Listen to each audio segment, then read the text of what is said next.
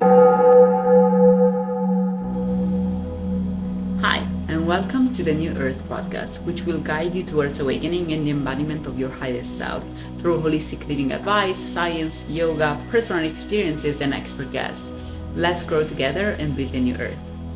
I'm Nancy Crupi, I'm a scientist, and I have a PhD in biology and 15 years of international scientific research experience in fields from inflammation to aging, neurobiology, nutrition, metabolic disorders, and much more. I'm also a Kundalini Awakened spiritual teacher, healer, and coach, and I practice and teach Kundalini Tantra. And I'm Robie Newman-Paris.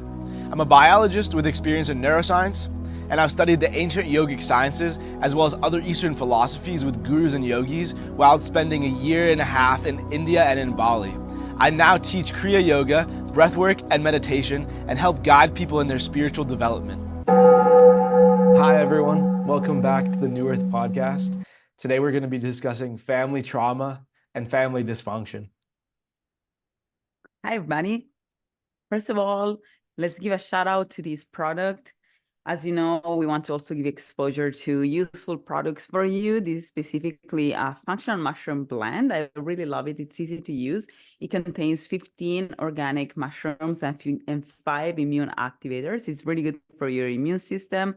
It boosts your immune system. It has also an anti-inflammatory effect, an immunomodulating effect. Yes, and it improves and it boosts your cognitive functions, and it helps your brain regeneration and brain plasticity. It really works. I use it every day with my cacao, which also has a ton of good properties that we're going to talk about another time. The name is Multimushroom. Here it is. If you've seen the video, you can find it on Amazon, and it's very easy to use, and it's actually really good as well. Cool.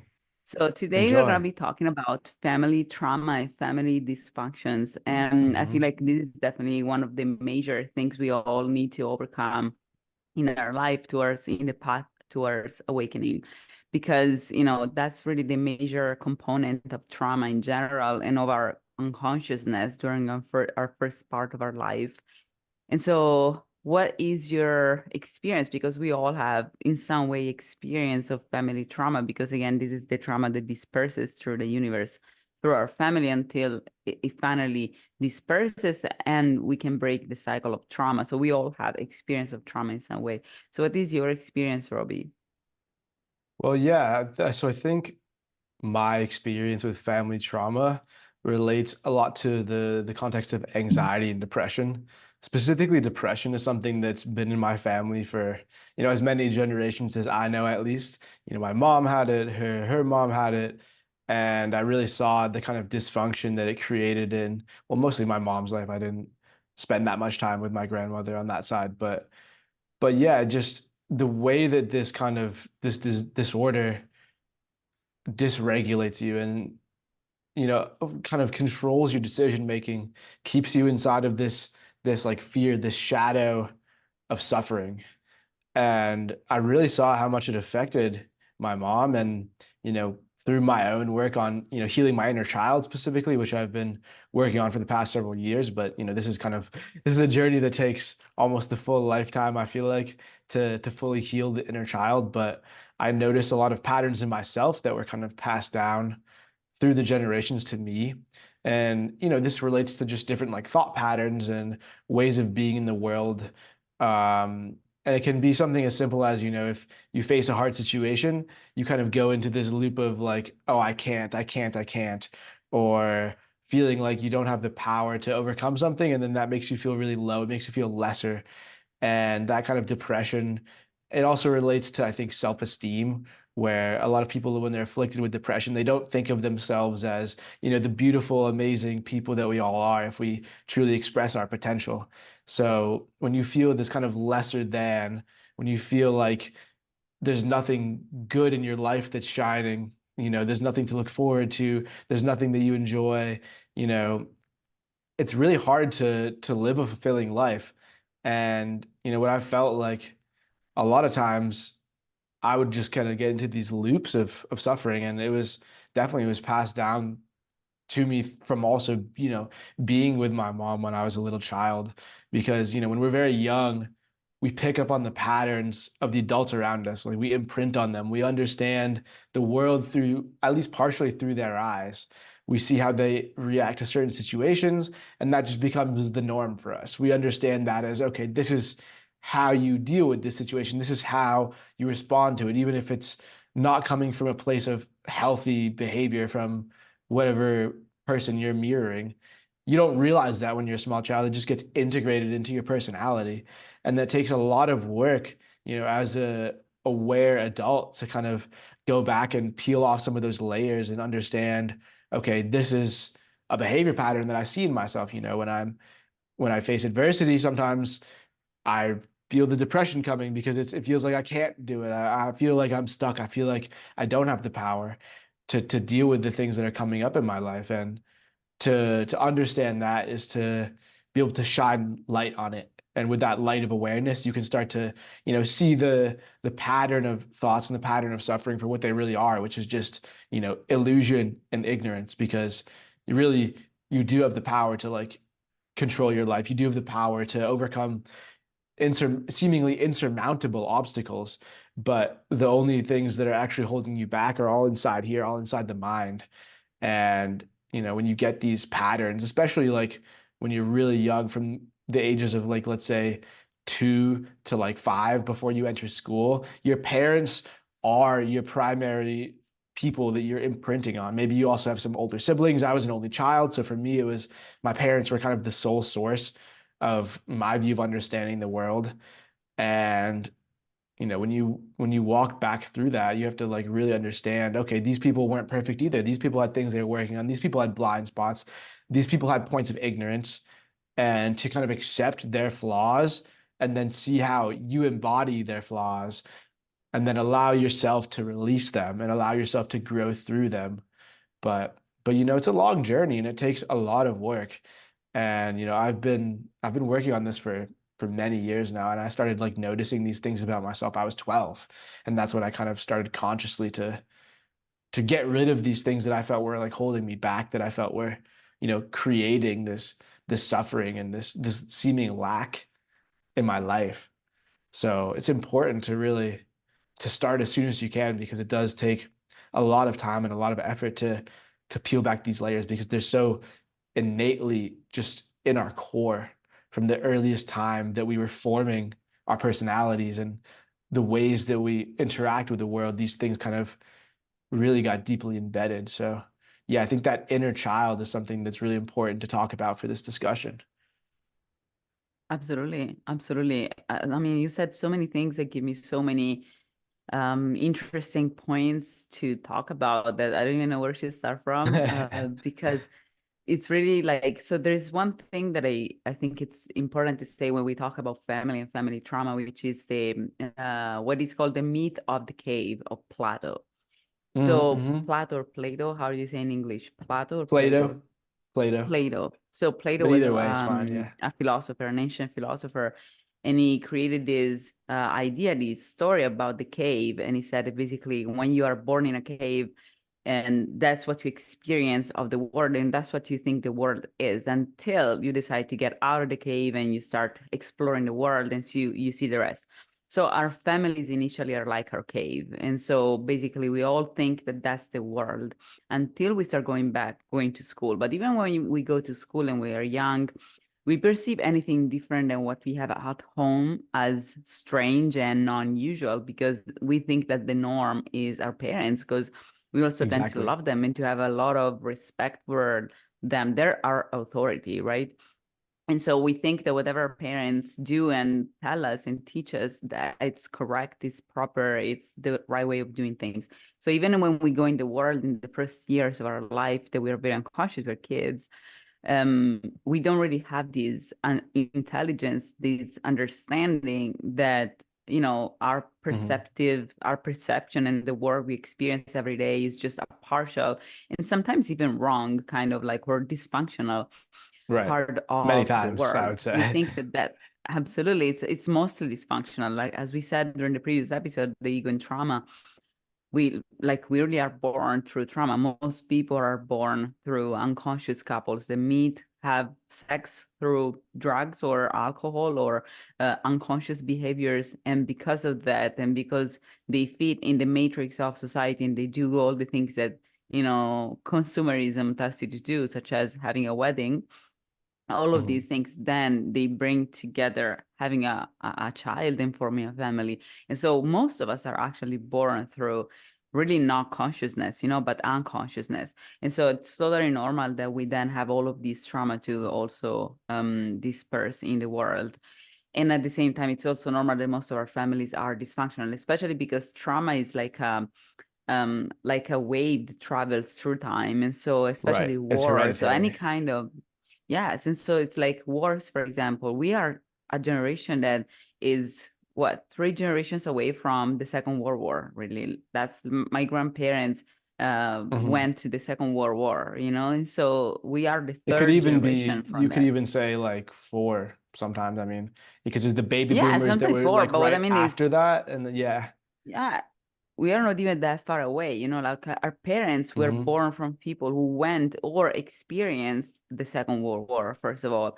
And so there's so much trauma that travels through them and needs to be cleansed through us. We need to cleanse. So that's totally normal. So the myth of the cave is an important reference point for this topic because it really tells you how much ignorance we have initially and how much really whatever we experience, no matter what it may be the most abusive situation, but for us is the norm. That's why there's so much dysfunction, so much trauma often happening in family, especially when people are isolated, like are living in very Hmm. rural areas and only with their parents, and sometimes there are very abusive situations happening because the kids can't possibly know that that's not the norm. A kid does not know that all the trauma, the family trauma they experience is not normal or is dysfunctional, and so we tend to just do that and go through it, and for us it's normal. But then as we become adult, I think the main trauma actually gets to us when we become adult and we realize that that was not the norm, because at that point Hmm. it kind of disrupts all of the references we made and all the Oh authorities and man, yeah.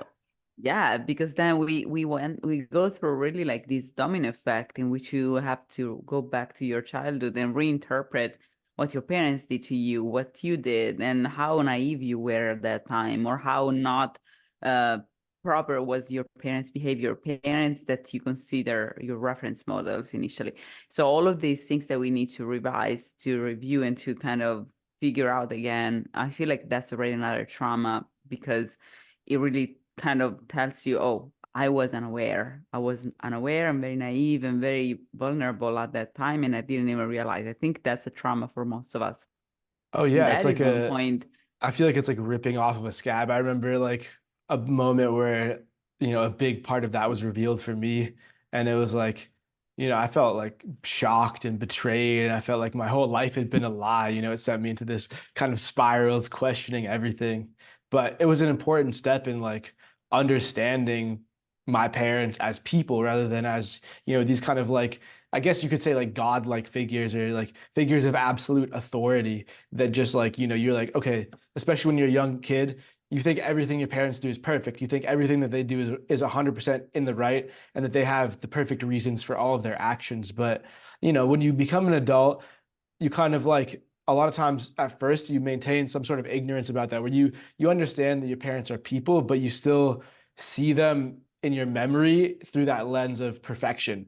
But then when you like specifically it can happen through other people if you maybe encounter someone, and this happens a lot through, I think, the web of karma in this world, where if you have a specific relationship with, let's say, your father, where you have like some trauma from that, then you're likely to meet someone who kind of models that same trauma for you. And because now you have more faculties of discrimination in your adult form, you're able to see that. And then it can kind of trigger in you the remembrance of, oh wow, this is where this core wound is coming from. This is why when this person does these things to me, it feels like so painful, even though I've only maybe known them for like a couple of months or something. It's,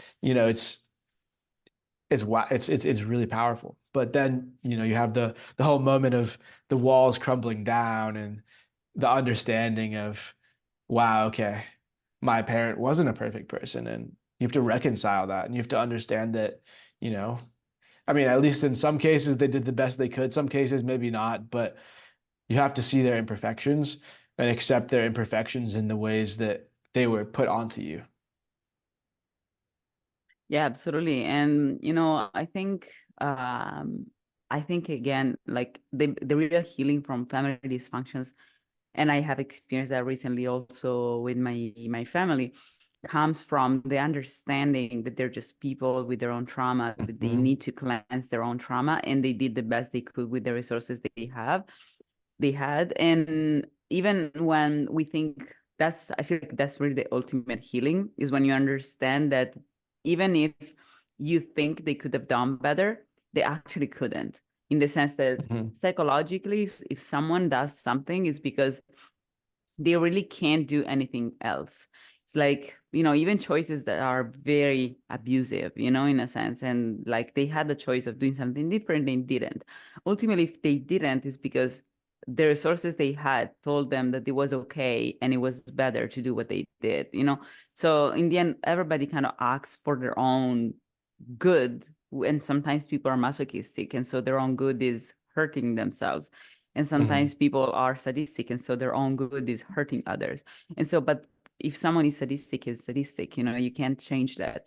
And so those are the resources they have anyways. And so this is definitely like the real healing from family trauma and dysfunction really comes when you start seeing your parents as the people they are, as the traumatized people they were, and as they did the best. And honestly, today I don't have kids, and I see how life becomes difficult and challenging based on my age, regardless of the fact that I have kids or not. So it's really our system that is hostile to people after we are in our youth and we give our best to the system, and because we are naive and we are unconscious, and that's the time in which we really can be used and abused by the system in which we live.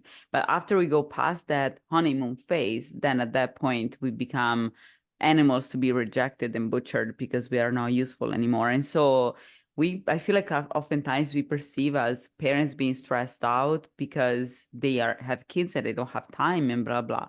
But reality is that most of the times it's really our society that becomes more toxic and more hostile as we grow older, because we're not useful to the system as much anymore. We know how the system works. We are not willing to put up with toxicity anymore. We start Hmm. learning how to say no. We start learning to put boundaries. And at that point, the system doesn't need us anymore. And it starts this rejection phase, like in a matrix in which you're unplugged. And at that point, you can be flushed out of the system, like in the movie, The Matrix. But regardless, beyond that, I really wanted to touch also on something else you said. You said, Hmm. you have this imprinting from your parents. I feel like there are two major imprintings, from a psychological and biological standpoint, because from a psychological standpoint, ultimately, again, our family is our cave, and so whatever we look and we learn and we look at during childhood, we think that's the world, that's the map of the world, and that's how we discover the Hmm. world. And that's once we go out, we expect that, and if it's different, we just compare it and we think, oh, this is wrong, this is not how it's supposed to be. So we don't even Right, right. learn from the outside at the beginning, because we feel like, we know better, right? Our family knows better. My dad always does this, and he knows what to do. That's how kids talk also between themselves. So that's the imprinting, in the sense that ultimately, and the reason why we're doing this podcast is because we want to give people the full journey of awakening, like how it looks like. We want to show them how it looks like, how it feels like, and how to walk through it so that they can walk through it. Because if you don't know how there's someone has to be the pioneer in a sense, but other people must know the map. The same thing when we conquer the world, the entire lands of the world. Someone made the map and someone else followed and has been able to conquer that spot.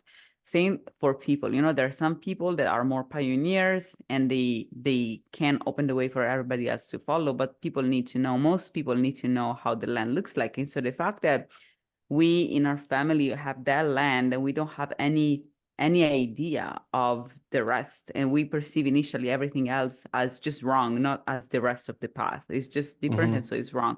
So it doesn't allow us to move forward. So that's why also family trauma becomes a burden, because at that point, it keeps you stuck. It has its own gravitational pull towards bringing you back to that reality that you experience at home all the time, even when you go out. And it takes a lot of steps out of the comfort zone of your cave for you to be like, oh, this is interesting. This is worth exploring. This is not just different or wrong. This is actually another point of view. Maybe I should keep walking.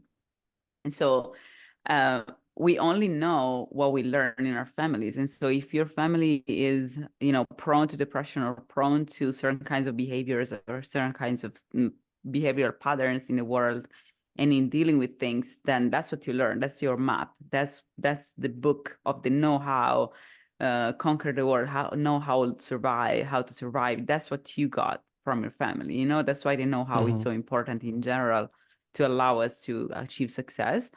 And so that's the first imprinting, the psychological imprinting we receive, which is knowing how to survive based on how our family behaves, and also knowing what our limits are, in the sense that if your family, if your parents, every time there is an obstacle, they just give up, you learn that those are defenses to your world. That is where you can get, and you cannot get past that. And so having a family that really stops walking and stops in their comfort zone, and it never actually gets out of their comfort zone, poses a huge limitation on a kid, because that kid has to be the pioneer and be like, okay, let me walk a little bit more. Let me walk a little bit more. It takes a lot of energy and a lot of willpower to do these sort of things, a lot of curiosity.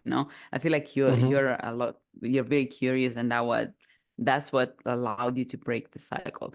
And the second imprinting we receive, it's way more ingrained in us, because we literally receive an imprinting from the time in which we are conceived, from in our mother's womb.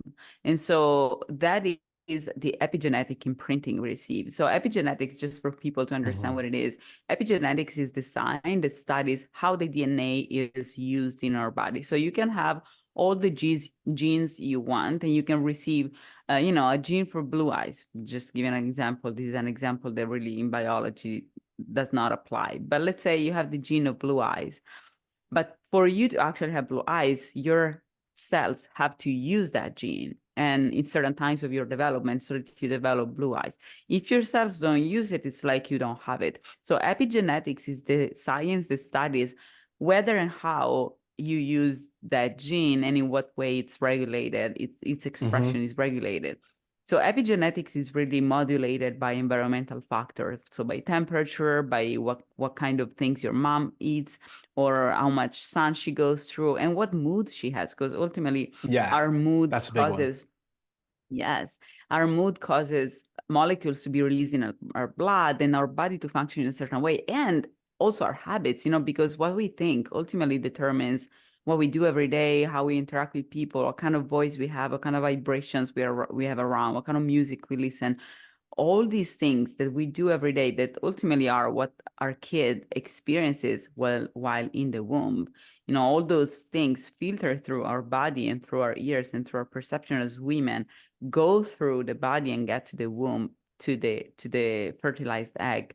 And so throughout the kid's development after the conception, there are a lot of these environmental factors that determine how the genes are expressed, and that determines an imprinting that is called epigenome, which is really molecules attached to the DNA that tell when things are done and how, and that's the epigenetic imprinting.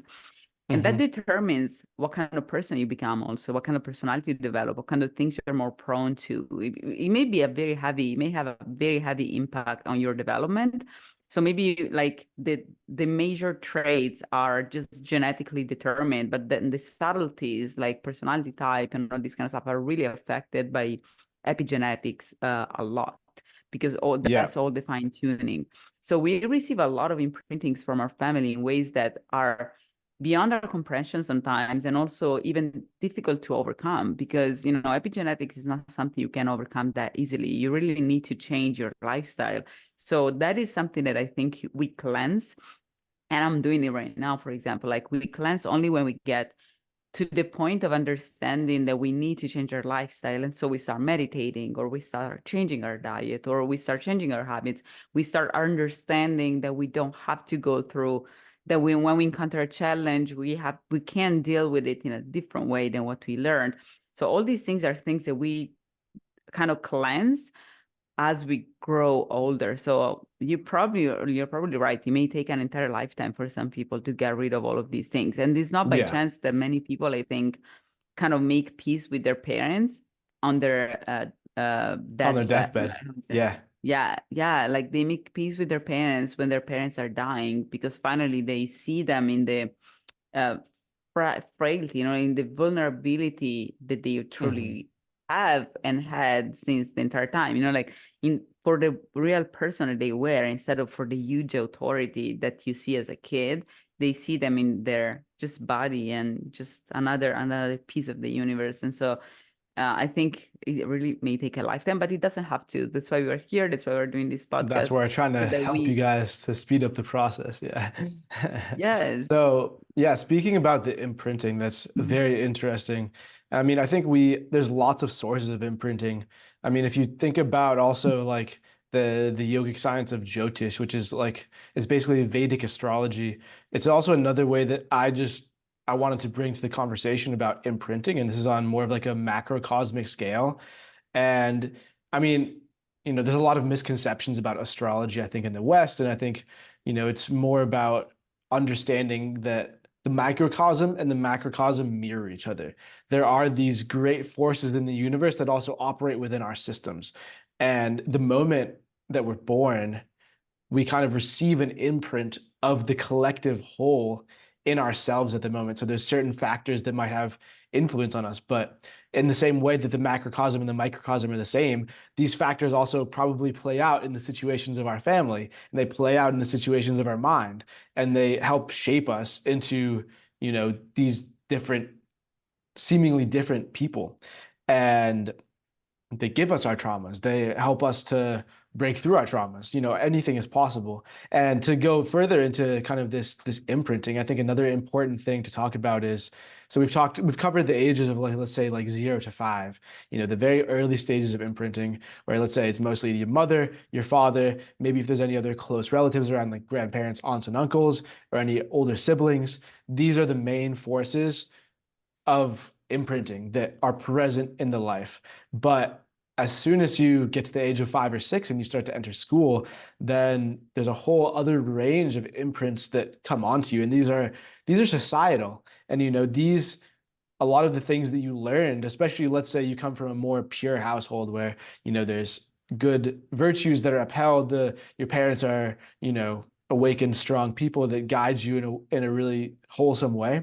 Then you enter this whole other playing field of, society, where there's all these other competing influences that are trying to vie for your attention. They're trying to vie to control your energy, and you start receiving conditioning from these sources, mostly unconscious, where, this perpetuated for other people's family systems.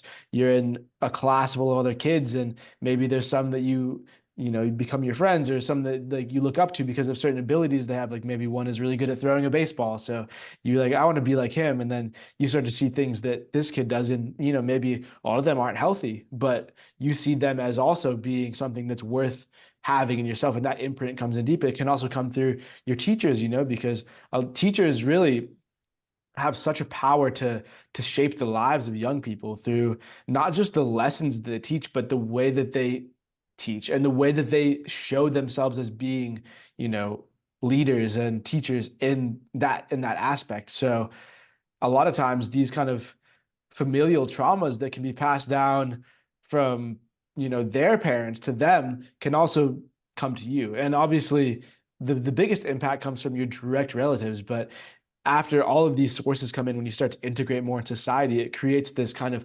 amalgamation of all of these different, slightly varying paths, some having more trauma, some having less trauma, some having more dysfunction, some having less dysfunction. And all of this noise can also be very overwhelming. And that can also, I think, lead to trauma in and of itself, because when you are that young and you start to question your worldview, especially when, let's say, you're maybe in a place where you feel like you're quite different from a lot of people, which I would say for me that was like kind of one of the things I felt when I was young because I was raised Jewish, and when I went to school I was in mostly like a pretty much white Christian area, and I also have two moms, which is very different than most people. I don't think there was anyone else in my school that had that kind of different family structure.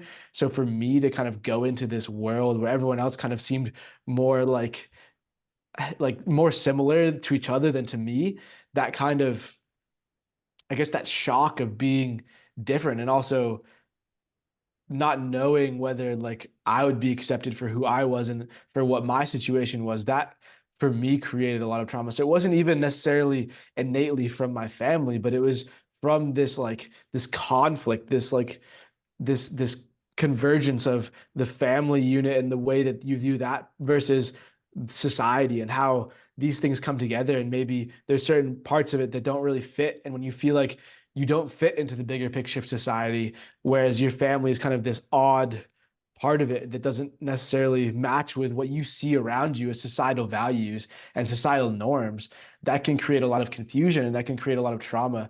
And, for me, that kind of, I think that was a factor in like my depression and my anxiety. It made me feel like, despite my natural extroversion, I didn't feel comfortable like, openly sharing so deeply about myself with other people because, there's that fear that overcame me of like being judged or seen as different and not accepted because of that. And for that, I think it's really important to, in the education of young people, to show all of the different ways that people can live and all the different types of people that there can be and all the different types of families that people can have. Because when you're in a place of acceptance and you're in a place of like diversity, even if there isn't the diversity in that place, if the diversity is shown through examples and through stories and through the way that the teaching is done in schools and in other places of education, I think that would be really, really helpful for people that, feel like they're not 100% in alignment with the societal norms, because society is so broad and there's so many different types of people, and each in our own way we have the potential to enlighten society with our own unique perspective.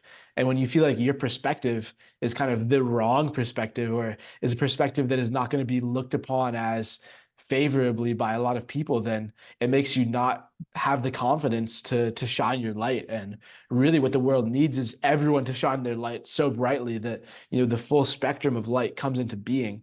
And if some of those parts of that whole spectrum are kind of not shining as brightly because they feel like, oh, this other light over here, let's say this green light is really strong and I'm like a purple light, and I don't feel like I fit in with all these other green lights and the blue lights, so I'm going to be a little bit less bright, I'm going to be a little bit more dim so no one notices me. And you don't get the full spectrum of the rainbow of this human consciousness that we inhabit and that we can give to the world. Absolutely, I agree with you. This is beautiful. This is a beautiful image that you gave. And we really are, like a spectrum of frequencies. Like colors is just a way of an analogy for them, but we all are frequencies, and all these different frequencies have different frequencies in the population, like which is our Mm-hmm. personality type and how empathetic we are. All of these things are really frequencies. They need to shine all equally, but unfortunately, trauma, and we talked about that again in the previous episode about the trauma and the ego and trauma, because what trauma does, it often causes people to respond by creating a grandiose ego, and those people are going to shine brighter than others and try to suppress and quench the light of other Mm-hmm. people. So that's the main problem in society, that people who are more numerous, which are personality types that are more frequent in the population, tend to shut down people who are lesser frequent. Like some people in the population are really rare, and so we need to truly, each one of us needs to have their own role and their own, and to shine bright, as you said. And so that's why it's important to go through all of these cleanses and through to heal from these traumas so that we can finally shine bright. And I think in general, the world is really, nature is perfect. It's like this is designed this way so that we can kind of, sometimes I think family trauma itself serves a purpose in a sense. For example, for me, I feel like it did. Like it allows me to stay in the system for a longer time, so that then when I actually bloomed and acquired consciousness about how the world worked, I had already been used so much by the world that I had gained a very good understanding and knowledge Mm-hmm. of all the different mechanisms ongoing in our society. That if you wake up too early, if you're too conscious too early, nobody wants to hire you. Nobody wants to have you as a business partner. Nobody wants to sell you stuff, because we are only as good. We are good consumers, good patients, good employees, only until we are unconscious. And so family trauma can keep people unconscious for a long time.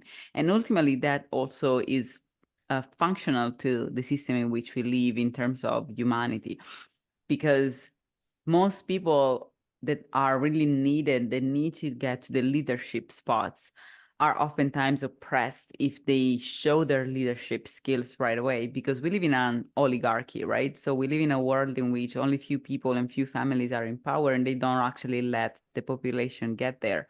But through family trauma, the earth is overcoming that, because also by having this family trauma to disperse and to awaken from, a lot of the leaders are unconscious for a long time, and so they have the chance to accumulate degrees and get a career and meet people and be part of circles and discover things. Thanks to that, then once they actually bloom, at that point they have acquired all of that power, and they can use it for good things, and they can actually become leaders. If they will become leaders too quickly, the world would quench them immediately, because we live in a world that doesn't let that people do that. So I think everything ultimately has its own function. I kind of see humanity as I'm a biologist, so I tend to transform everything, to translate Mm-hmm. everything into biology and biological and physical terms. And so I see the world really as tissue of cells that regenerate itself. And like especially people like me, I feel like I'm part of the immune system of the body for how I'm built. So I'm like a macrophage, really. And so I see the humanity and all these family trauma as our bone marrow that produces all these different cells. And initially, it is traumatizing, because there are a lot of changes that happen in this tissue in which new cells are created, and they have to mature and to acquire knowledge and to do things. And once you acquire that knowledge, you can go into the circulation and have your role, And the same happens in every tissue of our body. And we ultimately, as a humanity, we are a body, and every place and every person is a cell part of this body that is the earth.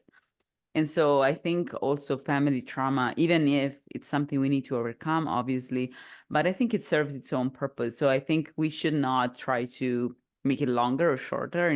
We should just try to go. Things only happen as they can happen, in a sense. So there's no way we're gonna go wrong. Like if you're Yeah. stepping into this podcast and you're listening to it, it means that you're meant to listen to it. You're meant to awaken. It's time for you. Things are really perfect in that sense. It's like a perfect structure of things, happening all at the same time and all at the right time. But again, I feel like it serves its own purpose in general, so that we can mature at the right time and be as powerful as we need to be for us to have our function in the world and to shine bright in the world.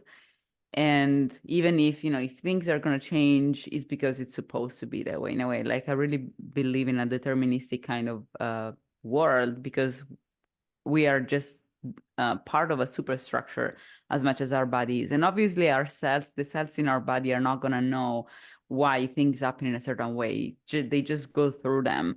But ultimately, we as scientists study how the world does things, and we're like, oh, this is perfect. It happens this way because it has to happen this way. And thanks to that, it works.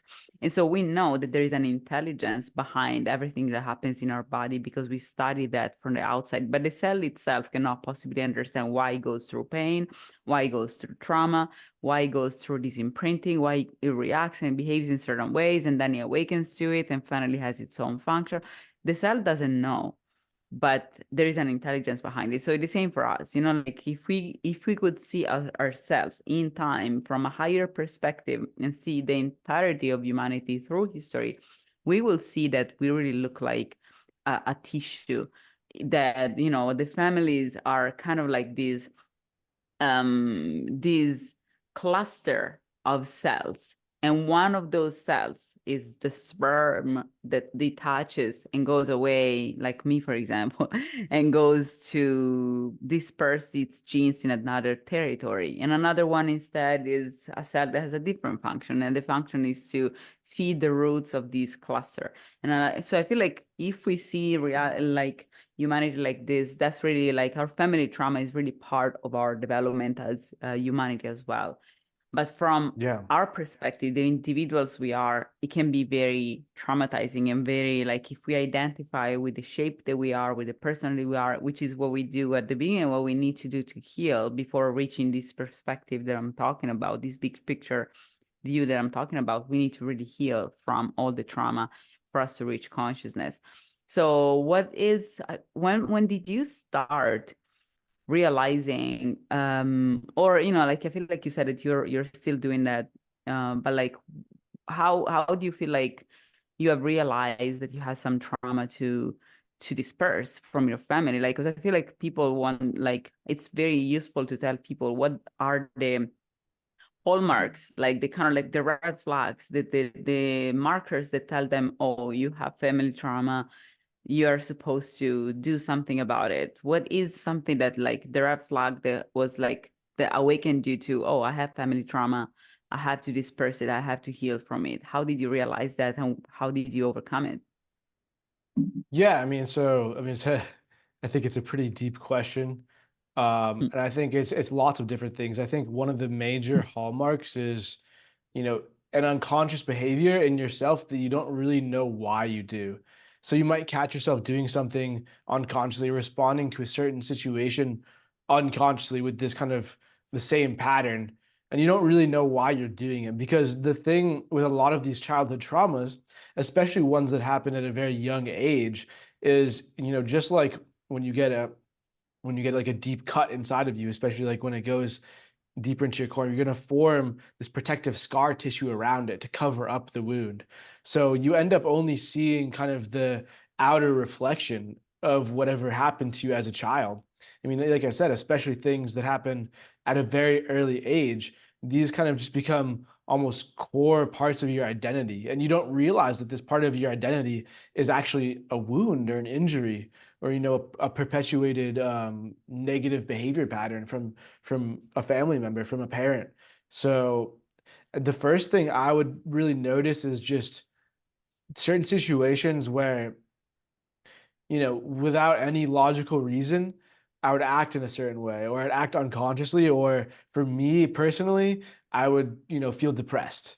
And there's certain like things that would come up and it would make me feel depressed. And I was like, well, like obviously it's not, maybe it's something like it's a small trigger. This is a very overblown reaction. Like, why is this happening? So when you start to peel back those layers, you can start to see, okay, maybe there's something else here. And usually what I've found is it kind of comes in a flash. Like you don't realize it, and then it's like, oh wow, you have this moment of kind of revelation where you realize, wow, this isn't me. This is just something that was put onto me. So I think that's one important thing. And then another really important way that you can start to see these behaviors is how it's mirrored in others. And I touched on this a little bit earlier, but just I'll go into more details now. So it can be in a few different ways. It can either be through the people that are attracted to in your life, because one of the laws of the universe is that like attracts like. So if you're expressing a certain wound, you're likely to do it unconsciously. You're not going to even realize you're doing it. You're inevitably going to attract people to you that perpetuate that same behavior pattern that caused that wound. So it kind of like it picks at, the sore spot in your psyche and in your memory. So that, that's almost like the path of nature that allows you to open up to understanding of what actually is your core trauma.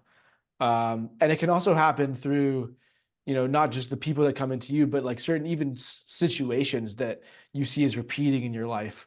One thing that I've really noticed is that life presents us with lessons, and these lessons keep coming back again and again and again until we really understand the core of why they're happening to us.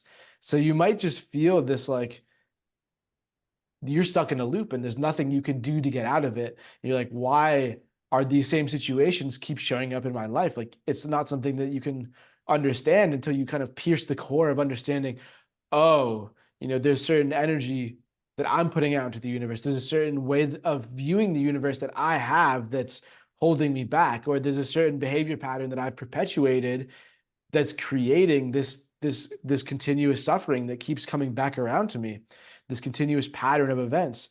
And so once you start to realize what this pattern is, then you can really start to understand it. That's when it's important to kind of dive into yourself, and again take the witness modality that we keep mentioning a lot, and to try to see it from an outside perspective. And almost one thing that I like to do is imagine that you're sitting with a friend, and your friend is telling you about their life experience, and they're saying exactly what's happening to you so that you don't see it from your own perspective.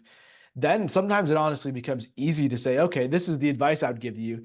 But then when you kind of hear that advice as if you're giving it to a friend, you say, oh wow, that's exactly what I actually need to do. Because you're not, when you're coming from your own perspective, you can have blind spots that you wouldn't necessarily apply to someone else. You can give yourself exceptions. You can say, oh, okay, like it must be just bad luck, or it must be that's just like what my fate is, or I'm just like destined to have these bad things happen. But when you hear it from the outside perspective, you can kind of get that deeper understanding sometimes through not seeing it through the lens of also the suffering that you feel in relation to that. So for me personally, a lot of things were perpetuated through people. And that's what I think, the universe can teach us in many, many different ways.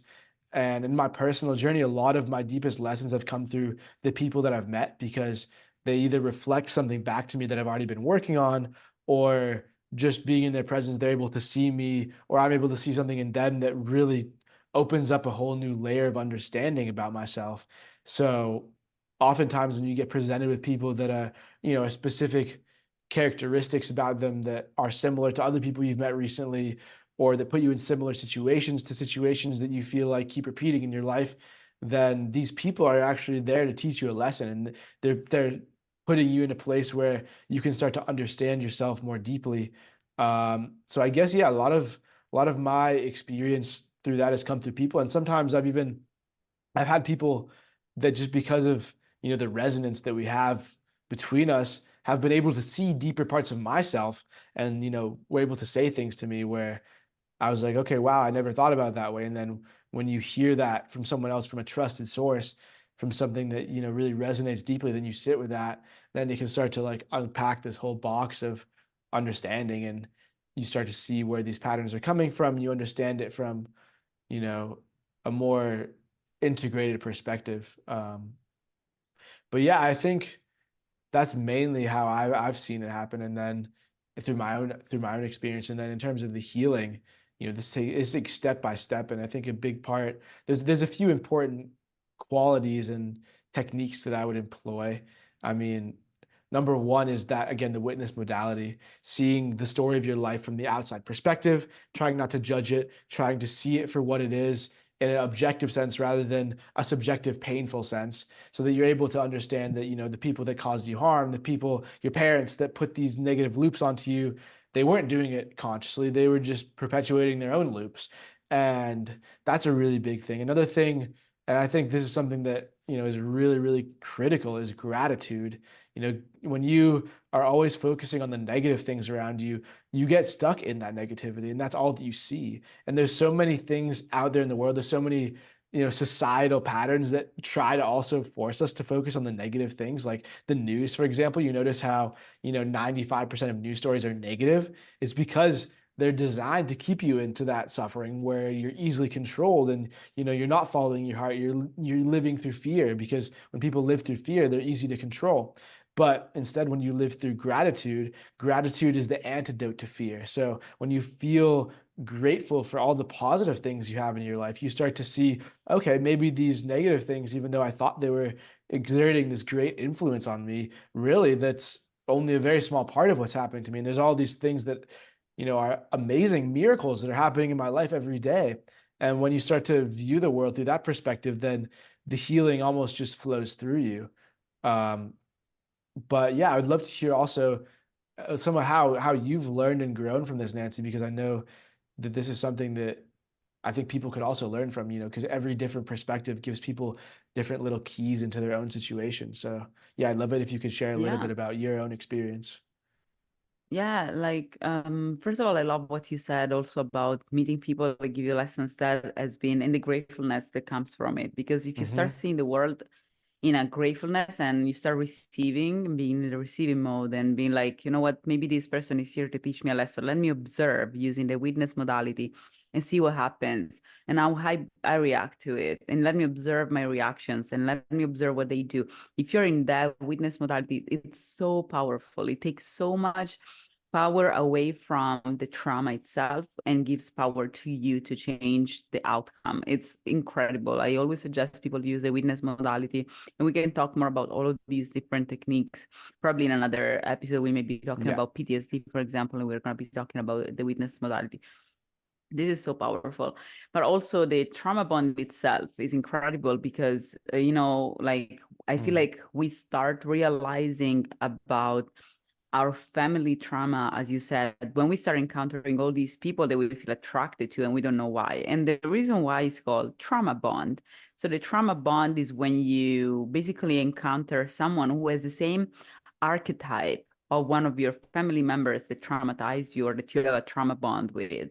And so if you, for example, have been triangulated with your sisters or with your siblings by a narcissistic parent, you have a trauma bond with your sister or with your siblings. That trauma bond simply means that your brain is wired to be complementary to them, to have complementary triggers to theirs. And so it's wired for you to trigger each other in this triangulation system. And so when you encounter people in the world, then you start feeling like you have to argue with them or you have to, react to them in a certain way, or you irrationally or unconsciously react immediately and have these triggers. That means that that person is an archetype of your trauma bond. Simply, that person has been in the same type of situation as a child, has been in the same type of triangulation as a child, and occupied the opposite position to yours. And so you guys are complementary. You have learned complementary roles, complementary behaviors in this situation. And when you meet each other, you just fall naturally into this behavioral pattern that you trigger each other, And Hmm. sometimes I feel like I have this when in two ways. One is nice and one is not. Because I tend to have these trauma, but now I don't have these things anymore. I really am healed. But like I used to, when I will meet certain people that have certain characteristics that are very codependent, for example, I tend to have a role with them because I've been triangulated as well. And so I tend to have a role that is complementary to codependent people and to be the one, trying to take them out, but of the hole in which they are. And instead, they don't want to get out of the hole. They just want to have these back and forth for me to entertain them. And so I always will get into these never-ending loops of discussions with people who simply want to have attention from me. And they see that I respond to their need for attention by giving them attention. And so they ask for more attention by being more toxic and more trying to have discussions and arguments about things, and I used to fall into these sort of dynamics of like having these compulsive discussions with people and arguments. And that's because of a trauma bond. So that's one thing. And for what concerns my trauma, there's so many potentially in the sense that I don't consider, for some reason, I don't consider my family, what I'm doing by healing my awareness, gaining awareness and healing my family trauma. I don't consider that a real trauma for some reason, because I feel like it's like a lack of awareness for me more than trauma on its own. But it is trauma in the end because it is a way of dispersing all this negative energy that we receive from the world and from society and from our families. So for me, it's really been a bunch of steps forward in acquiring the awareness that I needed to acquire to understand my behaviors as compared, like where my behaviors were coming from. For example, these compulsive responding to people that needed attention and were crying for attention by putting up arguments that didn't make any sense.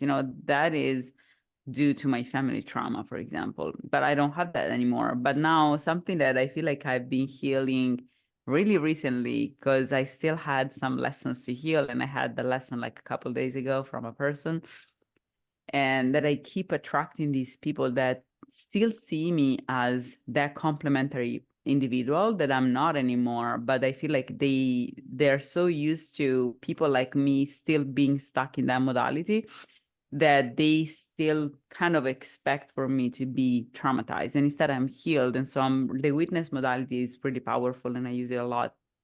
So now I have developed my cortical brain and my consciousness so much that I do things in a seemingly unconscious way, but reality is that I'm not unconscious. I'm really like not pretending, but like I'm just going with the flow and allow my body to react to situations and to things. And at the same time, I'm observing myself.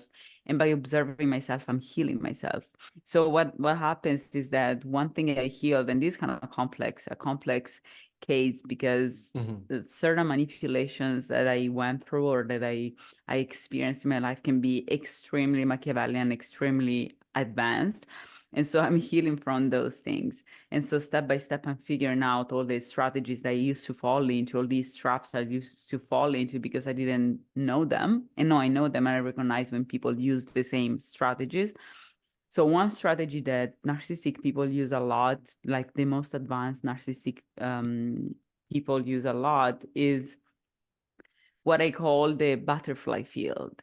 So especially people who are only children or are very used to being lonely as kids, like, or like not really want to, didn't have a lot of siblings, or maybe they're the last sibling, and they had to kind of cry for attention because there were a lot of other siblings or a lot of, like people in front of them that needed attention, needed things. They were like the last or the most vulnerable one, or the ones that really were needed attention in some way, and nobody was giving them attention.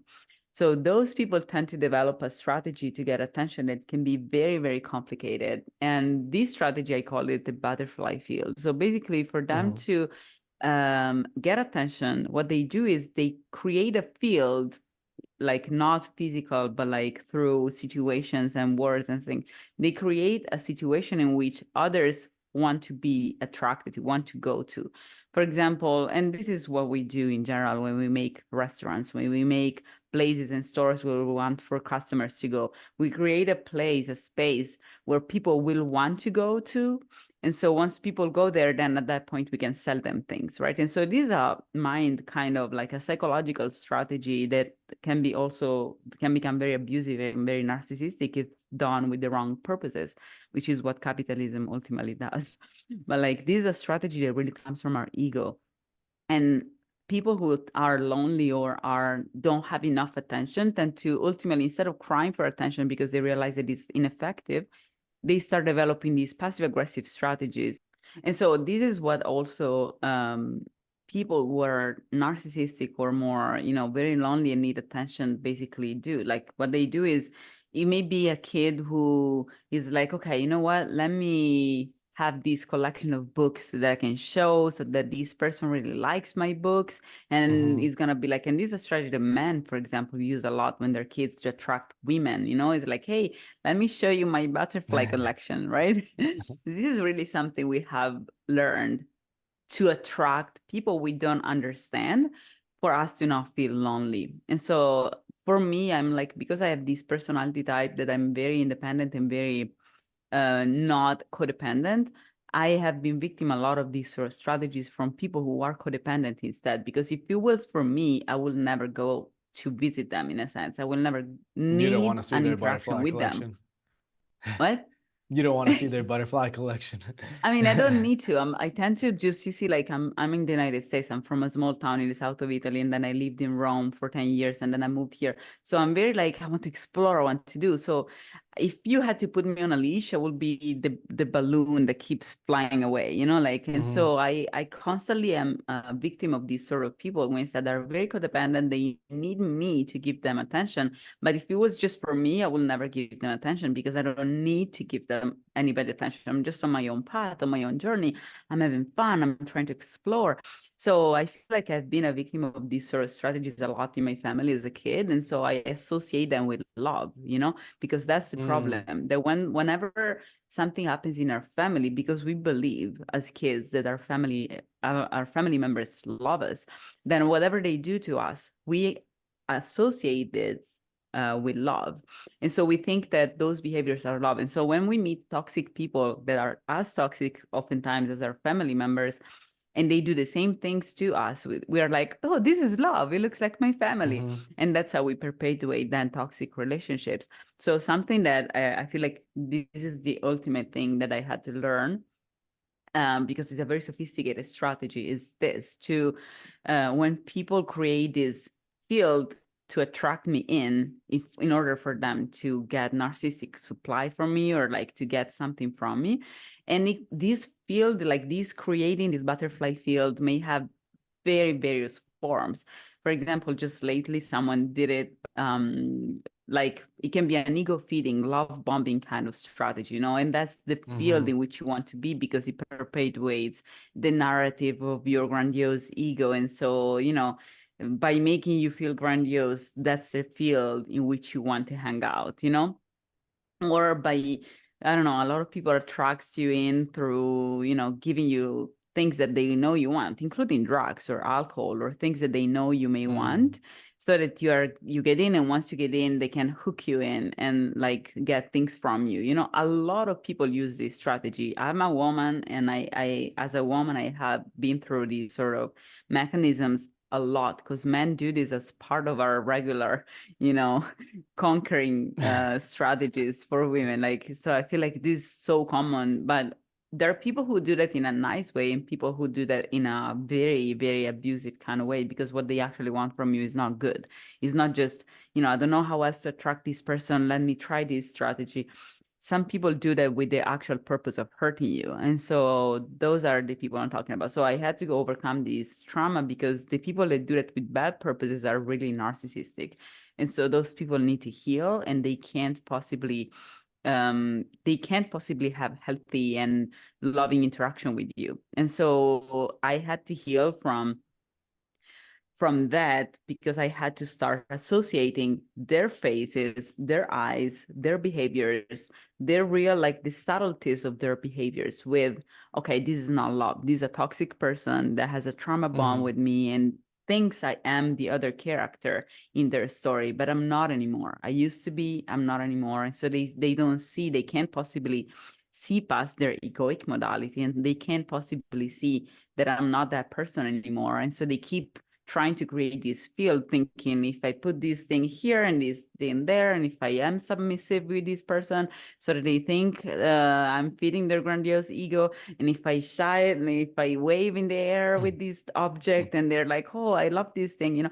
So if I do all of these things, then they get attracted to here, and then at that point I can hurt them, or I can show them how they hurt me by not giving me attention, or I can say something that is going to traumatize them. So that's how they function. And so I had to heal from that. And that happened last time. There was the last lesson learned, I think, not last lesson on this specific topic, though. Let's That see. was Yeah, lesson hopefully. learned. It was 2 days ago. And I definitely learned it this time. I was like, okay, this person is coming to my life again, because I have to heal from it, because this is a lesson. Hmm. So I kind of took it in, I let it flow. I observed myself. I was like, okay, let me see how I react to this thing, and how it goes, if it really goes different or if it goes in the same way. And then let me learn from it. And I learned this time that it's really like that was a trauma from my family, because one of my family members uses the same strategy in the same way. And I love this person. And obviously, when we love someone, we think, we tend to love We the trauma, glorify them. the Yeah. archetype that we have Hmm. with it. So I think this is really the main thing I had to heal from in general, which is also a reason why I have been attracted in a lot of different narcissistic relationships in my life, because people use that Hmm. specific strategy that I associated with love. And that is really, unfortunately, in our society, it's not just me, this is very common. This is how toxic work environments are built. They create this butterfly field in which, and you have competitions and teamwork, and it's all cute and nice, and appliances and gadgets and blah, blah. and wellness programs. And it's a lie. It's just a way to exploit you as an employee, to blind you about the exploitation that the company does against your beloved ones in the population, and to not make you see that you're not earning enough, you're going to be rejected soon, you're part of a turnover cycle that goes over and over, you're going to be soon rejected by your company, and you're never going to acquire wealth if it was for them. All of this strategy, which is the one that the entirety of the population is on, is the strategy I've just finally healed from, like awakened from. And that's the main thing. And I think that trauma is a lot related to our ego ultimately, because again, we said that ego and trauma are very tightly linked together, because they perpetuate each other, because it is you wanting to be grandiose that allow others to make you feel grandiose and to attract you into that field, right? So it's you wanting to believe in a narrative that doesn't exist, that is false, that allow others to attract you into that field. Because if they create a throne for a princess and they tell you, you are the princess, you want to sit here, you're going to do that, right? But then you're not a princess, you're just a regular person. So the fact that you want to feel like the princess, the queen, this is a word that is used a lot against women, because I say against because it's a form of abuse oftentimes, the queen, and so she's my queen. And oftentimes those who say that are toxic partners, and so this fact that we are ego fed as kids, like as women and as individuals in general, ego fed to believe we're special and we want to be special. At that point, anybody can come and tell you that you're special, and by telling you that you're special, attract you in to sit on a throne that is really made of spines, and so it's really not a throne, it's a form of abuse. And so this is the ultimate awakening, I think, in general, because this is the ultimate strategy that most of the population is on, like this believing in being a little bit more than others, or wanting to be special, and not actually being special, because we're all part of the body, right? We're all cells of the body. We all have our own role. We're special in the sense that we are unique. We all have our own mission, but we're not special in the sense that we are, we're the universe. Yeah, we're just the universe. And so it's like everybody has their own special mission in the world. But if we're all special, we're all equal, So that's really like this idea of being special is really very egoic. And so that is the last thing, the most recent thing I have awakened from and I have healed. And it took me a lot of times. Like it took me a lot of people coming into my life. These things take a lot of time and effort. Yeah. Oh my God, not only time, but times, in terms of like a lot of people, like men especially, using the same strategy with me and trying to make me feel special for them to be able to abuse me. And like it happened so many times in my life that then I realized, okay, I have to learn a lesson from this still. What is that I have to learn, And I think the last lesson for me was really that I have to realize that even if I love people and if I want to heal them and if I want to for them to be good, and if I think I can heal them, maybe people who are like this were very traumatized, unless they heal themselves, like there's nothing I can do, because they can only hurt me.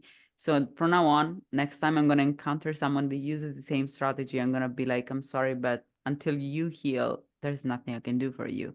So next time I'm not even gonna try to engage in that door open. Yeah. Yeah, I'm not even gonna try, because I feel like ultimately my own strategy, in a sense, unconscious strategies, to try and use this strategy to heal them. Like, okay, I'm gonna come to your butterfly field. That's the empath part of you doing that, Yes, I'm gonna come to your butterfly field because you think I want to be special. And once I'm there, I'm gonna try to tell you from that throne that you gave me that you need to heal. But people don't want to hear that. And so once I try to do that, that they just immediately start having a narcissistic injury and they start, reacting back to me. So I learned that, until people actually understand that they need to heal, there's nothing I can do for them. They can only hurt me. That's a big lesson as a healer and as a teacher. I think you've learned pretty quickly, is that you the first when you start like learning all of these things about developing yourself and awakening and healing, you're like, oh, I want to share it with all my friends. I see how it can help all these people, but really you can't help someone unless they want to be helped. Unless they're open Yeah. to healing, they can't be healed. It has to come from inside of them. It can't necessarily, I mean, there are some situations where you can be like that prompting factor that like we were talking about earlier. You can be that person that comes into their life and, shows them a different way. But that's a very, very, very rare situation. And most people just aren't ready to heal. They feel like their trauma, their burden is too much for them to overcome, and they'd rather be stuck in their patterns because it's easier that way, and it's just the life that they know. It's like what we were saying earlier. You build these ways of being, and to break through that is really hard and really scary for a lot of people, because you have to kind of first witness the shattering of all of these ideas and all these ways you've been living around you. Just like everything has to fall away for there to be a new way to come out, and for most people that's just they're not ready for that yet. But I think everything happens in the divine timing. Everything happens at the right time that it's supposed to happen. So, if you do pursue the path of healing yourself, then it's also likely that, some people will come to you and will be able to help them. But it's almost not an effortful thing. It's not something that you're trying to do. It's just that you'll find yourself in a situation with somebody who really is resonating with the words you're saying or with the stories that you're sharing from your personal experience, and it almost happens without you trying. You'll just feel kind of impelled to say something or to like share something, and then that can affect someone so deeply. And yeah, I think there's a lot of different systems that are going back to what you're saying. There's so many different systems that are put into place to kind of like, whether it be by society or by individuals, or individuals in society that use the same collective, you know, methods for trying to control people and try to fit people into the roles that they themselves are looking to be filled. But really that's you know all of these things that we're seeking on the outside, it's never going to help us find that fulfillment. The fulfillment can only come on the inside when we fully accept ourselves and heal ourselves and come into the presence of our highest self, where we feel that innate just joy and bliss and satisfaction, completion inside of ourselves. Will never feel complete. So, I mean, obviously, this is not something that you can learn easily, and you have to go through desires for many different things, and you have to understand the world through many different lenses, and you have to have many different people come and try to get things from you and try to treat you in different ways and try to put you in different boxes. But the more that I've healed, the more that I've gotten closer to understanding that, the less that I've felt like, okay, what I'm really like, the things on the outside aren't giving me the same fulfillment anymore, because I've seen through that to a certain extent, where it's these things are what the ego wants. These things are what society has told me will make me happy. But the joy, the happiness from them is always temporary. When you buy a new thing, you're happy for a short time, but then you get used to it, and the joy goes away. But really, the fulfillment that we all seek is on the inside. And so a lot of people seek that through other people, and they do it unconsciously. They do it through, like what you're saying, like these narcissistic patterns, because they are trying to be self-serving, and they see, okay, this person is something that I can possess. This person is something that will help me feel complete. So I need to like use whatever strategies I can think of to make this person mine, or to, control this person in a certain way so that I can feel the power of having influence over this person. And, all of these things will just eventually lead to folly, and they lead to, you know, perpetuation of their own trauma and perpetuation of, the collective trauma and the collective unconsciousness. But they are also ways that, if you see it through awareness, you can start to realize what's actually happening and start to see, okay, well, I thought this would make me happy if I got this particular person to be in a relationship with me, or if I got this particular thing, or if I found someone that, that had the same role in my life as my mom or as my dad, like, and then when you get that, you realize that it's not what you're searching for, or you realize that it's more complicated than you thought, and maybe some parts of that person or the situation that you have with them is actually fulfilling because it's reminding you of your innate higher self, but then there's parts of it that aren't. So that kind of process of understanding, like we were saying earlier, it happens a lot through people, and it happens through relationships, and it happens through people using these patterns and these strategies on each other. Because like you said, the more and more repetitions, the more and more times it happens, you have a higher and higher chance of being able to wake up from it and being able to understand it for what it truly is and see the unconscious ego inside of it. And really, that's the way that you heal, is when you see that part of yourself, which is the ego, that is not the true self, that is desiring something from the outside, and you see that, oh, this is just that ego that's wanting this. This is actually not going to serve my higher self, my higher good. And when you realize that, it's like, as soon as the ego is in the light of awareness, it's like, okay, you got me, and it's like it puts its hands up. And obviously it's very insidious, so it can try to dissolve back into the shadows and come out in another way. But when you do catch it in the act almost, then I've noticed that you're able to see that ego in yourself, and you're able to see, okay, like this is why I was doing this. And that's when the patterns can start to unwind a little bit. And it does take many repetitions, like you might learn the lesson 10% each time and it takes 10 times, or 1% each time it takes 100 times, or even more than that, where you're just, again, going back to like these loops that you get stuck into.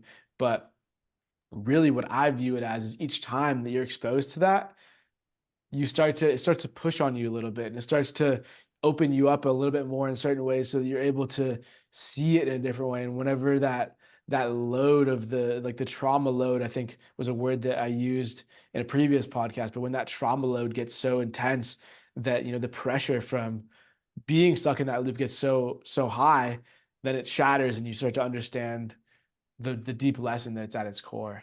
So yeah, that's, I Yeah. think. I love what you said. I really love all you said. And I think it identifies the real problem here. I really, really loved it. It was so in tune with what I was talking about. It was the perfect continuation of the topic, because ultimately the real problem is lack of self-reliance, of Mhm. independence. The fact that the codependency is the problem. And I'll give you an analogy for this. I love analogies because that's really how my brain perceives the world. So there are certain people who think they cannot move. They think they are stuck. They think they Mhm. have to stay there. So because they think they cannot move, they need to find ways of attracting others to them because they think they're stuck, right? And so they think they're stuck, and they create these butterfly fields so that you go to them and play with Mhm. them, because they don't think they can go anywhere else than where they are. They're stuck. So by being stuck, in the sense that like they're stuck in their egoic reality. So when we are stuck in your egoic reality, you have these compulsive things. It's a very bad place to be in, because these people are not self-sufficient. They're not self-reliant. They're not happy. They have ultimately, as you said, they have a source of happiness and fulfillment that is outside of themselves. And that Right. creates the main Right. problem, because at that point, they need to attract that to them, because they don't understand that it's just in them as well. And there are other Right. people instead, like me, for example. I have always had, since I was a kid, my source of happiness is inside of myself. I used to play by myself all the time. I used to, I'm an infinite source of creativity, of games and plays and things. As a kid, I've always been like this. I've always been very independent, probably because I'm the first child, the first grandchild. So for a few years, I've been really alone, and I didn't think that company was coming, or company was supposed to be coming. And so I just So you got had to be used to it. And I was self-sufficient. like, Yeah. I guess my cave for me was, I had to be my own light. And I was, I became my own light, because I was like, well, I guess this is how I'm supposed to be, right? And so by doing that, now I have my own light, and I can go anywhere I go. That's why I'm going around the world, and I'm okay with being single, and I'm okay with being by myself, and I'm okay with doing so many things by myself. And I'm fearless, because of that, because I don't need anybody. I just need myself to exist, and I'm gonna be okay with it. I can cook, I can have fun by myself. I have parties alone all the time. Like, I literally Mhm. do a lot of things by myself, and I have so much fun. I don't need anybody to have fun and to feel happy, to feel joyful. And so that means that I know that I'm not stuck. I can obtain anything I want by myself. And instead, there are people who don't believe in themselves. They don't believe they're good enough to obtain things. They don't believe they have the skills they need to survive. They don't believe they Mhm. have an inner light to be happy. They're empty inside, or they have a wound, or they have a hole, or they have, like Mhm. something that doesn't allow them to actually feel joyful. And that creates this wound that at that point they need someone to fill it out, to complete it, to complement it. And they need to create these fields, these strategies, to put up these These butterfly strategies to fields. attract the light to them, to attract people who are light carriers to them, because they believe they don't have a light. But reality is that they have that light too. Every one of us has this light inside of us. We just have to find it. It's just like I can perceive, because I'm also psychic, so I can perceive how certain people have decided, like subconsciously, as we said last time, it's a subconscious thing that happens. Like maybe it's conscious for a millisecond, you know, for a microsecond, it's a conscious choice. But once you do that as a child, you just forget about it. So, but what happens is that a lot of us, when we get traumatized very early in childhood, we put our light in a safe place, in a safe cabinet, hidden in some corner in our mind, because we believe the world is hostile. So people who do that, they forget about their light. They put it in a safe spot, so hidden in their mind and in their psyche, that they forget that they have it. And so then they become these black holes that need to attract other people to get that light, because they don't have it anymore, because they put it in a safe place and they close it and they locked it somewhere. So, and if you let that light shine, it's an explosion, because at that point, that light is being craving to shine for so long, for so many years. And so that with time, the more they wait, the longer they wait to let their light free, the more it becomes scary, because at that point it's going to be an explosion for them, you know. And so it becomes more difficult to heal, because it can become, energetically speaking, very, very powerful and very kind of like challenging to handle, because they've never done that. So it can become a real breakthrough on the world. And that's why I think psychedelic assisted therapy can be extremely powerful for these sort of situations, because you know, you need an energy healer to do these sort of things, you know, like, you know, an energy healer, a facilitator, something that helps you feel in a more comfortable environment. And psychedelics can really lower your defenses and your threshold that you need to feel like comfortable. And so it's really like, this is really the main problem today, that we have a lot of these people that have put their light aside and they've forgotten about it, and they think they need others to do that.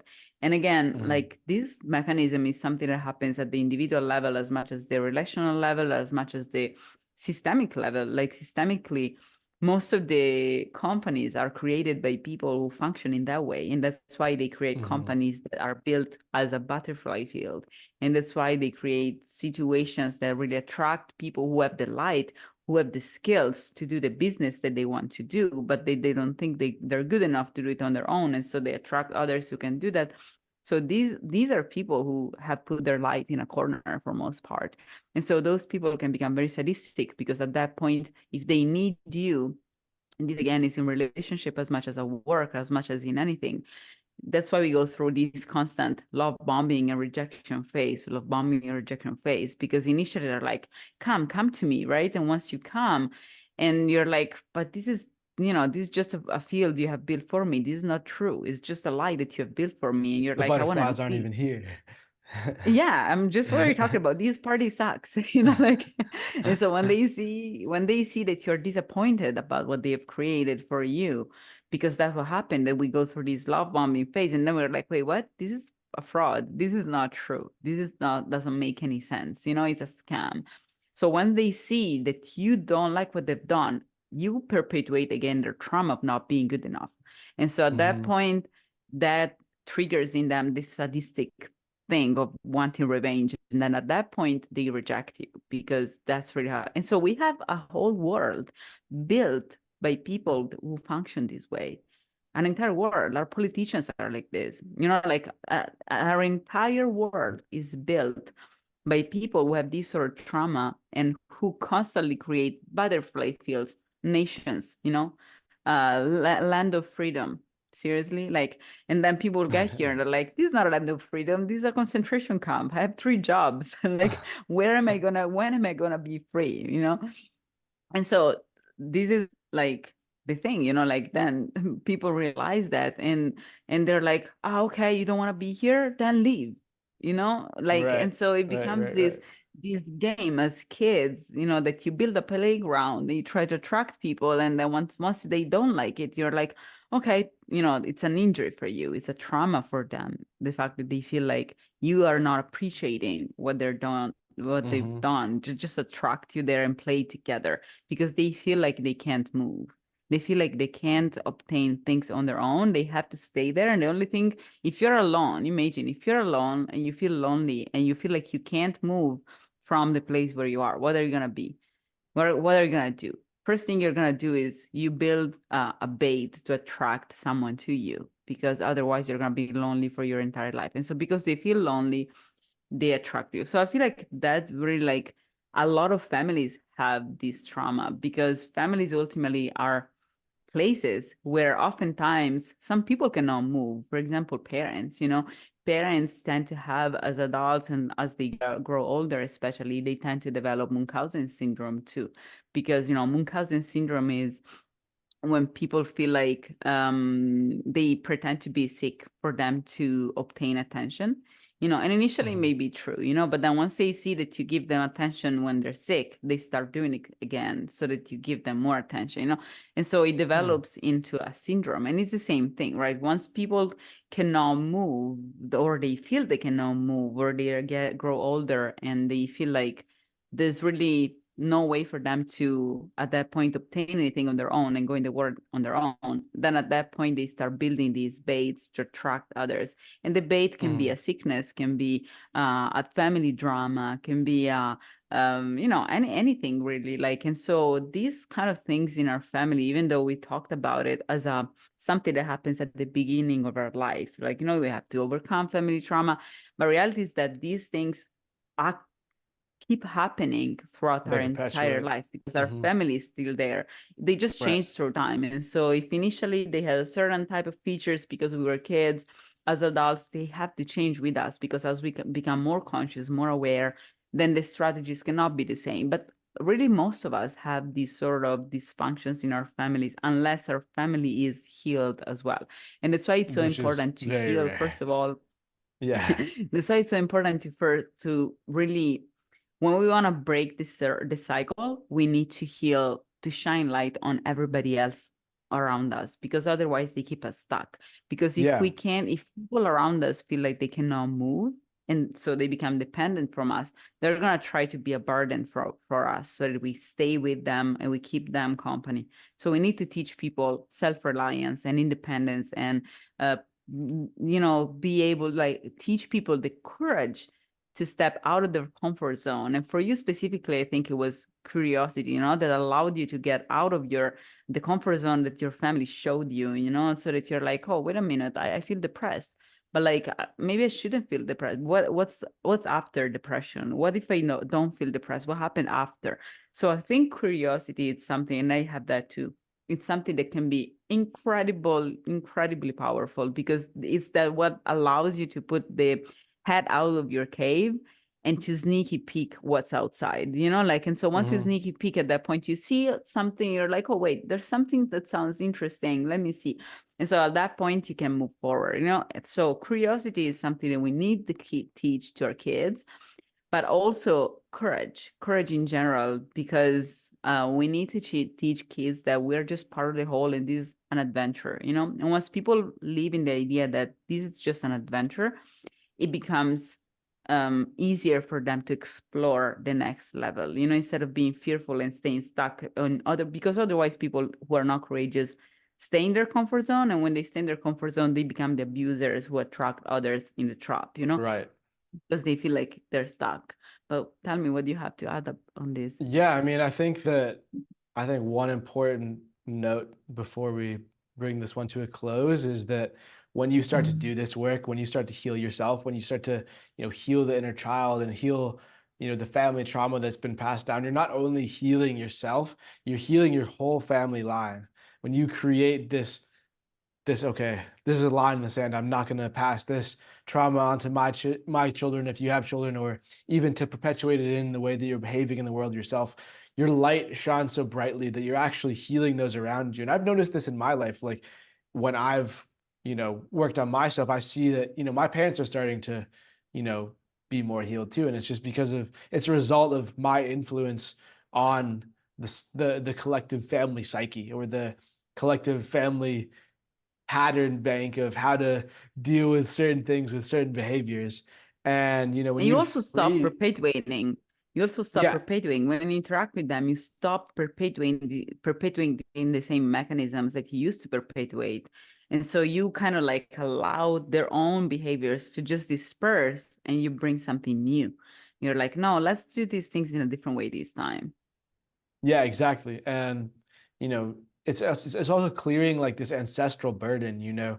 A lot of different cultures have different ceremonies and different ways to honor the ancestors, but a lot of it is just doing work, because it's like this trauma that gets passed through the generations comes from different sources. And if the people that actually live that trauma aren't able to process it, oftentimes it can come to you, even if it's like in a very subtle psychic way. So when you're doing this work, you can actually clear trauma from maybe your great great grandfather or something, who fought in the war and experienced very dark things. But you, through your own work, through your own light, through your own ability to heal, you can heal that, you can heal yourself, and then in turn that heals your whole family line and brings more peace and harmony to all of those beings that came before us. So yeah, I'm really grateful that we were able to have this conversation today. I think we discussed a lot of really good things. And thank you guys all for listening. I hope that some of what we said resonated with you, and you were able to glean some nuggets of information, some little pieces of wisdom for your own situation and for your own healing journey. So thank you again for joining us today. And yeah, we're excited to continue walking this journey with you guys.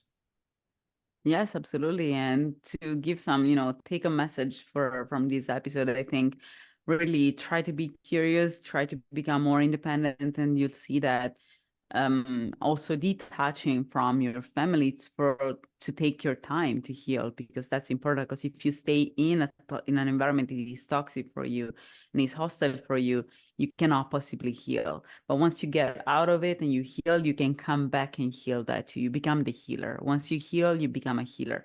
And you need to heal first. And if you're surrounded by an environment that is toxic, you cannot possibly heal. So sometimes Mhm. it's normal to take time. And that's why we have a phase in our life that we need to individualize, and so detach from our family. That's why when we are teenagers, oftentimes we go through these moments of fights and arguments with our families, because that's our body and our mind telling us you need to individualize, you need to become a person. So you need to make this arc in which once you individualize and you go through your own arc and you heal, at that point you can come back and you're healed and you heal them too. And I agree with you. I also like by healing, I have healed my own family as well, because Mhm.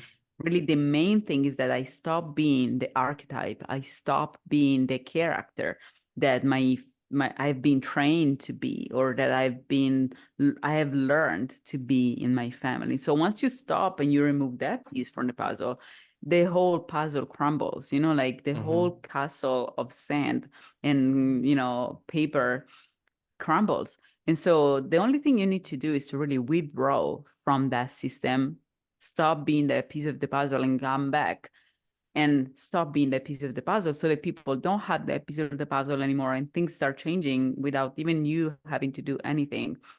You start just distracting, and by disrupting the initial balance that was toxic, you allow new things to form and new things to happen and things to rearrange with time, and just naturally things happen naturally. You don't have to do anything specifically, but healing is the first part of it. And so I Mhm. wish that this episode has given you some insight on healing. And again, we're going to be talking more about these topics with guests as well, so that because everyone has their own personal experience on trauma and family trauma. And there's so many different strategies, so many different things that happen in families, so many different traumas that their parents have, and so all of those things really affect this was just a brief introduction to the topic, but we're going to be diving deeper into this specific topic and touch different kinds of trauma, different kinds of family, different kinds of culture, because then culture has is a huge component of family, what kind of family trauma we may come from and how we can heal too, because then culture really gives us kind of like defenses within which we should stay, and it becomes more difficult to awaken from that and to heal from that if we especially come from conservative cultures that really teach us a lot of to respect the authority of our families, you know, because at that point it becomes difficult for our subconscious mind to even want to step out of that comfort zone, because we perceive our family as, you know, the authority we need to listen to, and we need to follow their path. So there's so many things to say, but I hope you guys found this episode useful. And again, my website is www.360holisticcoach.com, and you can find all information about me and what I do in my practice, my coaching practice as well, and the shamanic medicine and the psychic practice that I offer. And Robie, you can find him on Instagram. Right, yeah, you can find me on Instagram at Robie Newman-Paris, which is my full name. And, I have a lot of informational content there about yoga and about, things that I've encountered in my life. And, I'm also teaching. So if you're interested in learning Himalayan Kriya Yoga or certain techniques of pranayama, which is like yogic the science of breathing according to the ancient yogis, I'm always open to teaching. And yeah, thank you again, everyone, so much for tuning in to this episode, and we'll see you on the next one.